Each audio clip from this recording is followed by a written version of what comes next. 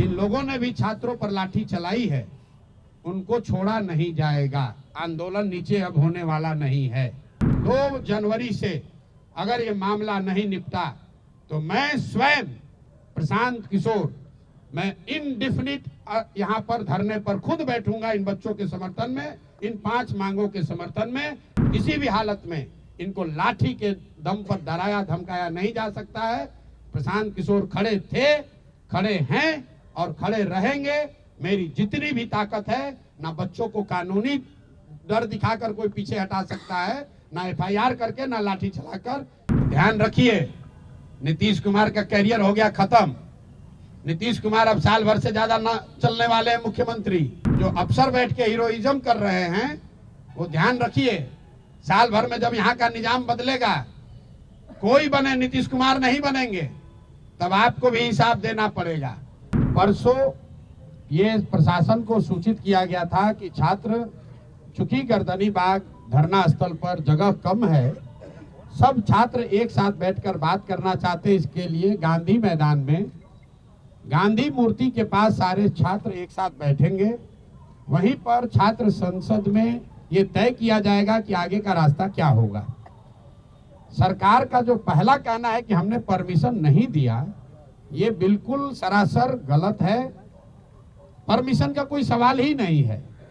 गांधी मैदान सार्वजनिक जगह है, वहां लोग दौड़ने के लिए, बैठने के लिए, बातचीत करने के लिए जाते ही रहते हैं।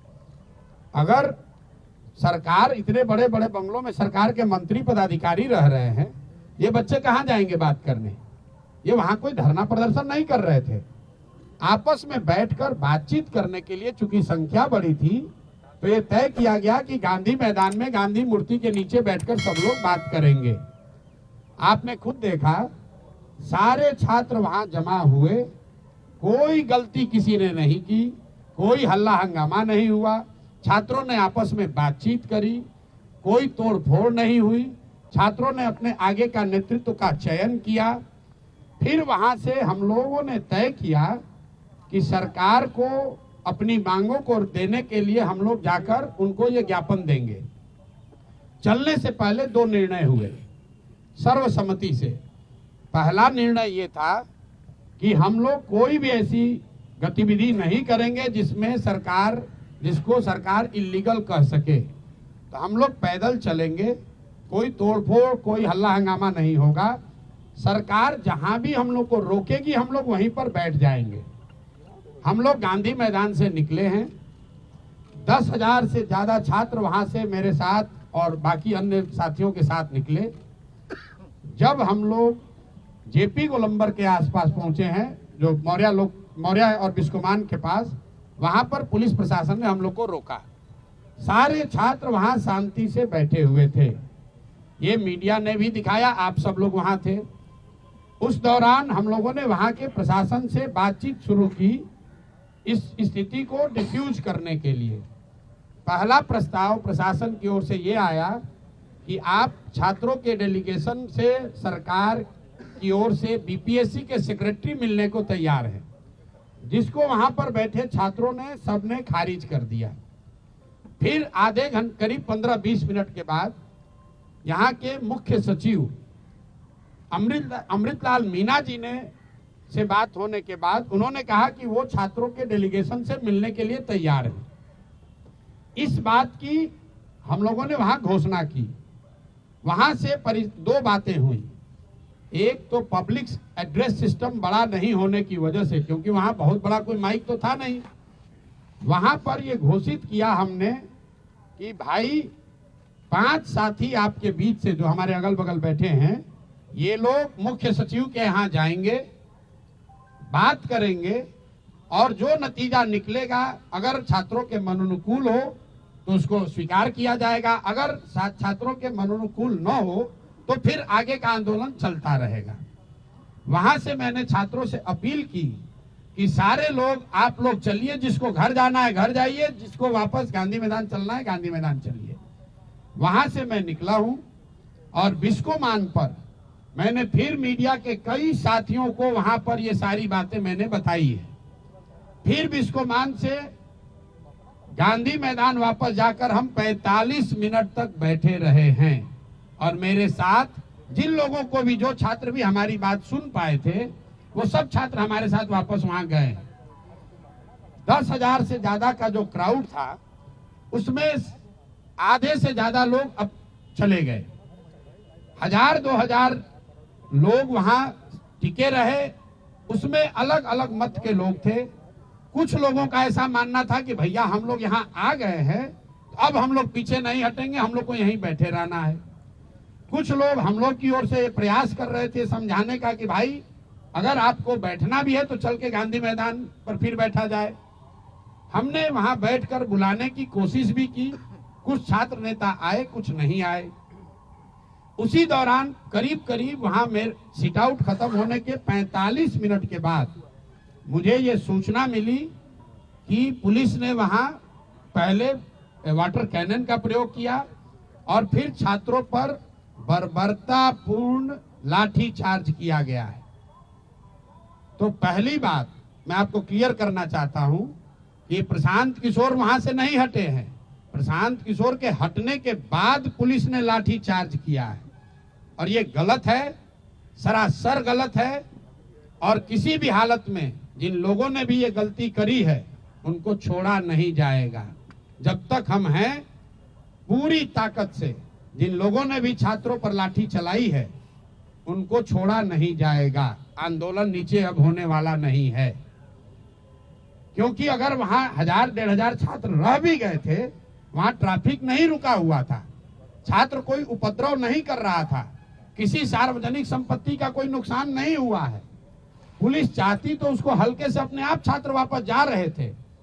पुलिस ने जिस बर्बरता से लाठी चार्ज किया है, मुझे ऐसा लग रहा है ये पटना में 2-4 पुलिस अफसर, इनको नया हीरोइज्म करने का आदत हो गया है। तो आपके माध्यम से मैं बता रहा हूं, आप लोगों ने सूचना दी है कि हम लोग पर FIR हुआ है। आज हम लोग यहाँ के पुलिस पर FIR भी करेंगे, पुलिस पर कोर्ट में भी जाएंगे, इनको ह्यूमन राइट्स में भी ले जाएंगे और जिन बच्चों को बर्बरतापूर्ण तरीके से मारा गया है, एक एक उसका हिसाब होगा। अगर लड़कों से नारेबाजी करने से लड़के उल्लंघन कर रहे हैं कानून का, तो आप लड़कों को दौड़ा दौड़ा कर मार रहे हैं, वो कानून का उल्लंघन नहीं है। कौन से कानून में लिखा हुआ है कि पुलिस ऐसे मार सकती है? कोई नहीं मार सकता है। और अभी एक मौका में फिर से सबके हित में, हम लोग लफंगई करने नहीं आए हैं। मैं चाहता हूं और छात्र ये चाहते हैं कि उनका रास्ता निकले। इसीलिए जो छात्र साथी हमारे बैठे हुए हैं, कल रात में 4 बजे तक सारे लोगों ने निर्णय लिया है कि हम लोग फिर से सरकार को ये अवसर दे रहे हैं।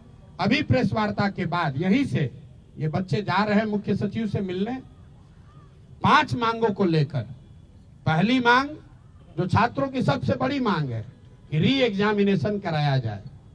दूसरी मांग, जो अनियमितता BPSC परीक्षा को कंडक्ट करने में हुई है, उसकी एक न्यायिक या उच्च स्तरीय जांच होनी चाहिए।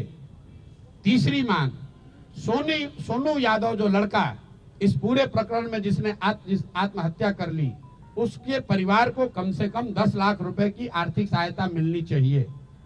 चौथी मांग, कि जिन लोगों पर, जिन बच्चों पर भी आपराधिक मुकदमे दर्ज किए गए हैं, कल लड़के जो अस्पताल में भर्ती हैं, CT स्कैन हो रहा है, उनका अल्ट्रासाउंड हो रहा है, उससे भी पुलिस वाले जाकर OD स्लिप पर साइन करवा रहे हैं ब्लैंक में, कि नामजद उनको करने के लिए।